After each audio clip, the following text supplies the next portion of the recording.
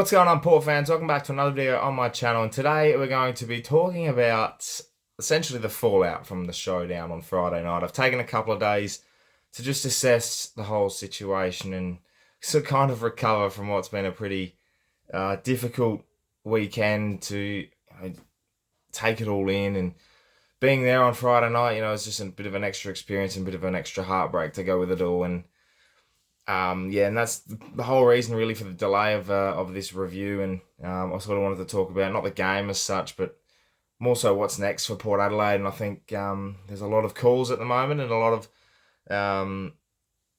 the whole situation, which is just so difficult to wrap your head around in the situation we are at the moment, which is 0-3, and losing to the Crows, and what was, as a game itself, one of the best games this year so far. And what a finish if you were neutral watching.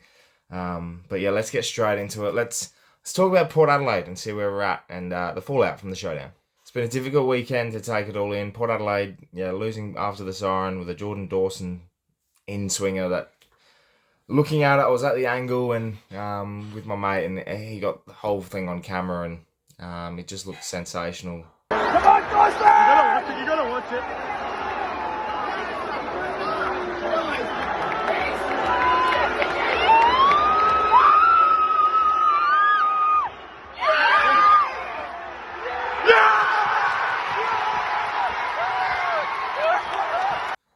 Watching the ball go in, and as you can see the ball going into the goals, my heart is just cracking open. It's breaking, and it's difficult as a Port fan to be there. Credit to the Crows, they played sensational football throughout the night, but overall another one gone from Port Adelaide. And the difficult situation that was that last quarter, and you could just sense that showdown had something coming, and yeah, we lost, and there's calls now for Ken Hinkley's head. There's calls for massive change. We were deeply undermanned on Friday night, and it's difficult to wrap your head around because, as the situation itself, it probably doesn't seem as bad as what some people think, but it's not. It's bad. This is a really bad situation for Port Adelaide right now, and what's next for them, I'm not 100% sure, but we just look like we can't. We've got mud feet. We're just moving on the ground. We've got mud feet. There's no extra effort. There's no passion there. And it just looks like we're fatigued. And it's round 3. And I shouldn't be saying that. And, we're coming into this week where we play Melbourne on Thursday night. There, we will be lucky to have 25,000 there watching us on Thursday night. I'll be there because I'm not going to lose faith. It's taking a dent. Trust me. And I know a lot of people are feeling it a lot more. But as someone that comes here every week, does a review, does a preview for the game, and tries to sort of hype up the game itself, this year I've taken the approach of looking at it as each game as it comes. And at the moment, 0-3 collectively, I can't take it as each game as it comes, because in each game we've been in a position where we've cost ourselves. The Hawthorn game probably is an outlier considering we're pumped by 10 goals, but even then, the slow start. That's a common denominator, the slow start. The situation of can't kick straight in front of goal. And in certain situations, across the whole 3 games, that's been the case. On the weekend, Friday night, same again. Early on, we were kicking very good in front of goal. Delivery inside 50 was a bit different. We had Sam Mays playing as the key forward. Different situation again, but with what we've got, you have to be creative. And that's what Ken was doing. And in a way, I kind of like that, because playing that deep role, Sam Mays was able to let Todd Marshall be a big key component on the night, and arguably one of the best players on the ground. And I will speak about Todd Marshall just quickly. It's a massive positive for him mentally to get all this ridicule, me included. I'll put my hand up, but to get all this ridicule, all this analysis on him and how he's playing and the circumstance that he's in, to come out in a showdown. Yes, you take what you've got against an opponent like Billy Frampton, who's not the greatest defender in the world, but you only can play against who you are playing against. And to come out, kick 5 goals, the way he was moving, the way he was crunching into packs, taking marks, the leads, set shot goal kicking, 5 goals in a showdown, no matter who you are, fantastic. And for Todd Marshall to come out and respond like that, huge credit. That is one of the big positives from the night. And I'm really grateful that he has come out and done that, put himself in a position. The problem is, the whole thing, his whole 5 goals is overshadowed by what was a heartbreaking, disappointing loss. And I'm not going to cop it anymore of having this, we got to work harder, we got to go back and keep working on improving things. We've been doing that for the last 10 years. We're in a position where we should be a top 4 side. You should be tinkering with the things that aren't working as well.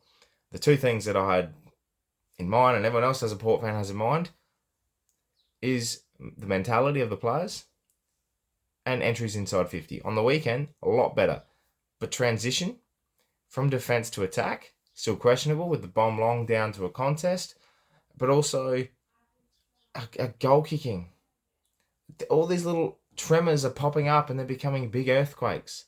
This is not what we need. This is not what Ken needs, the club needs. For himself. I'm not saying, I'm supporting it. I'm just saying it's not what they need right now. We've got one of the best talented lists in the comp and we're 0-3. We've lost to Brisbane, who are a contender, pumped North Melbourne on the weekend by 108 points. We just lost to them. With no injuries and a better mentality going into that last quarter, we win it. Hawthorn, I thought anomaly, right? You come down after a big game, pumped by 10 goals at home, disgraceful, embarrassing. We were promised a response. The first quarter in the showdown, we got a response.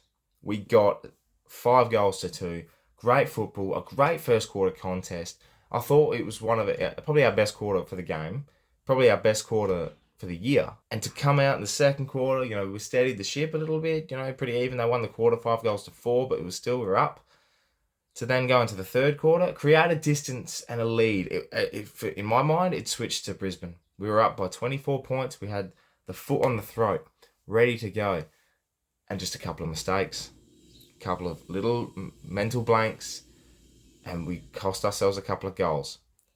Back within 2 goals to Crows. We go into the last quarter. The mentality for me is just win it. I don't care how much, just win it. You're 10 points up. You have the ability to come out, kick a couple of quick ones, and then maybe stamp one more down, and you're burying the Crows. Set shot goals. Couple that we missed.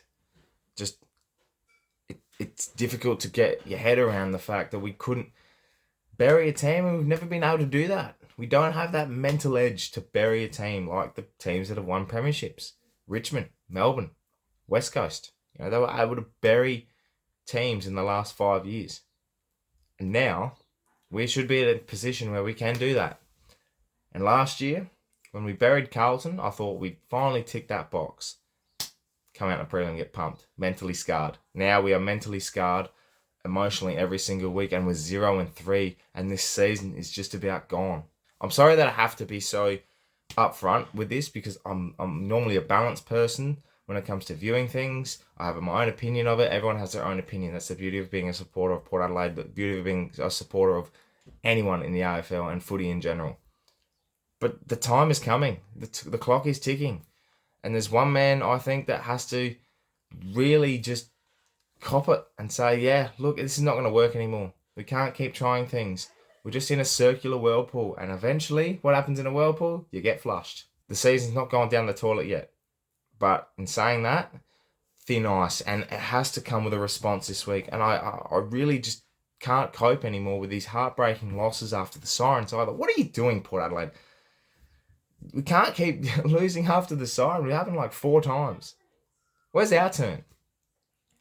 But look, I'm not going to sugarcoat it. We're in serious trouble. Injuries. We get a couple back maybe this week with Robbie Gray out of protocol with COVID. Maybe Tom Cleary if we're lucky. I don't know who else comes in. I don't think as well our defence is lacking. I thought 2/3 of the game worked pretty well. The last quarter, I think the midfield let us down and weren't reading the play at all. Scotty Lysette, massive tick as well. I thought he was another positive. First 2 games have been pretty lackluster, but he really brought his aggression and he was great around the ground. It was a real positive. Still a few things to work on for him, but it's coming. I can't fault Boak's performance at all up until that set shot, which has been his one problem in his game, and his set shot goal kicking. And look, overall, just the fallout from this game is so much bigger than just a showdown loss after the Siren. This is detrimental. This is season defining. And the mental scarring is clearly catching up now with Port Adelaide. The only thing for this week is coming in against Melbourne, Thursday night game. You're in front of everyone. This game is obviously broadcasted nationally. You're against the Premiers. Ken Hinkley has a wonderful record against the Premiership sides. I think he's only lost once in his whole tenure at Port Adelaide, and that was Hawthorn in 2016. Every other year, we've beaten the Premiers that year. Can it happen? Yes, it can. We can do it. Will it happen? I'm not 100% sure. I'm going to have faith. I'm going to be there. And I hope everyone else will be there too. Because, I still love going to the footy. Two, we're tired. We're exhausted. I saw a TikTok just before recording this. It said, if you're a Port Adelaide fan, you're exhausted because, you're this close to just mentally breaking down. And I see a lot of, I don't want to call out people, but I see a lot of people that still are just, with their glasses on, just like, oh yeah, no, we'll come back, we'll be good, we'll be fine. It's here and now, and Port Adelaide have to respond, and we haven't got that response yet. I'm still waiting for a response from round 2, and if they're thinking that round 2, the response was that first quarter against the Crows, no, that's below par, unacceptable. We have to change. Things have to change. I saw bits and pieces on the showdown that opened my eyes a bit, and I like the creativity of certain things. Defence has to change. The defence has to figure something out. I don't think Sam Skinner is capable of AFL football. Great for South Adelaide. Great pickup to be a bit of a depth player. Has some positives about him, but was really lost. And when you're giving someone like Elliot Himmelberg an opportunity, that bloke doesn't normally do much. And he's come out and kicked 4, and it's worrying. I don't know what more to say, Port Adelaide fans. What's next for Port? Well, it's just 1 week at a time. Eventually, I think the pin will be pulled, and we'll have to be looking for a new coach. That's my prediction at the moment. That's my feeling. Do I want that? Yeah, I think I do. But I'm still going to support the club. I'm still going to be there. I'm still going to be proud of being a supporter. And that message seems to get lost in a lot of people's minds. And quite frankly, I'm sick of it for when people stand up for what they think and for their opinion. And for that to get shut down is pretty, disrespectful. Because as I said before, as a football fan, you're entitled to any opinion you like, no matter what, as long as it's not abusive or racial or anything like that. You have your opinion on football, you have your opinion on your team, and you have that right. And I have opinion on mine. Right now, I'm focusing on Melbourne and getting off the mark and not being bloody messaged every 5 minutes, Owen. Because quite frankly, I'm sick of that word. It's not our time. It's not our time to have Owen message to us sport fans. It's our time to be actually going, you know what? We're here, we're ready. So hopefully this week it changes. That's my assessment so far of Port Adelaide. I don't know what else can change. I don't know what else will happen. The pin is not going to be pulled for certain people's wantings or what think should happen. It's not going to happen yet. So we've just got to focus on what we can do this week, and we'll go from there. So thank you for watching. Let me know in the comments below your thoughts on the whole situation. Make sure you subscribe to the channel. I can't believe I'm asking that. Just subscribe to the channel for more Port Adelaide and AFL content. We're still building a community. We're still having fun. I'm still enjoying it. And I'm sorry for the late review, but it's been a hectic weekend. And as you can see as well, the Shiner playing footy round 1. At least Sposs got up, so happy days. But yeah, thank you so much for watching. My name is Anthony, and as always, calm the pair.